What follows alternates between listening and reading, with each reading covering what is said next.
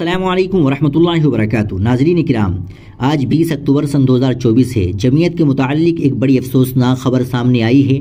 جمعیت علماء ہند کے وفد کو لکھنؤ ایئرپورٹ پر حراست میں لیا گیا۔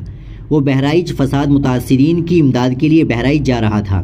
جمعیت علماء ہند کے ناظم عمومی مولانا حکیم الدین قاسمی کی قیادت میں جمعیت کا ایک وفد جو بہرائچ کے فساد زدہ علاقوں میں متاثرین کی خیرخواہی کے لیے جا رہا تھا، اسے آج شام لکھنؤ ایئرپورٹ پر اترتے ہی پولیس ایجنسی نے حراست میں لے لیا۔ پولیس نے اسے آگے بڑھنے سے روک دیا اور بہرائچ جانے کی اجازت نہیں دی۔ وفد میں ناظم عمومی جمعیت علماء ہند کے ہمراہ مولانا غیور قاسمی سینئر آرگنائزر جمعیت علماء ہند تھے۔ واضح رہے کہ صدر جمعیت علماء ہند مولانا محمود اسعد مدنی کی ہدایت پر جمعیت کا وفد دہلی سے بہرائچ جانے کے لیے روانہ ہوا تھا۔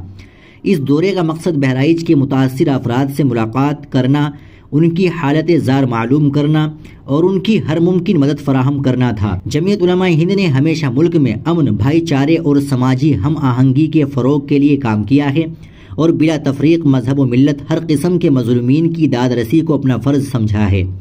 جمعیت علماء ہند پولیس ایجنسی کے اقدام پر گہری تشویش کا اظہار کرتی ہے اور سوال اٹھاتی ہے کہ آخر مظلومین کی مدد کے لیے جانے والے نمائندے کو روکنے کی کیا وجہ ہے۔ جمعیت علماء ہند ہر حال میں اپنے سماجی اور انسانی فرائض انجام دیتی رہے گی اور اس طرح کے اقدامات ان کی جد و جہد کو روک نہیں سکتے۔ ناظرین کرام، آپ اس خبر کے تعلق سے کیا کہنا چاہیں گے؟ کمنٹ باکس میں ضرور بتا دیں۔ ویڈیو کو لائک اور شیئر ضرور کر دیں۔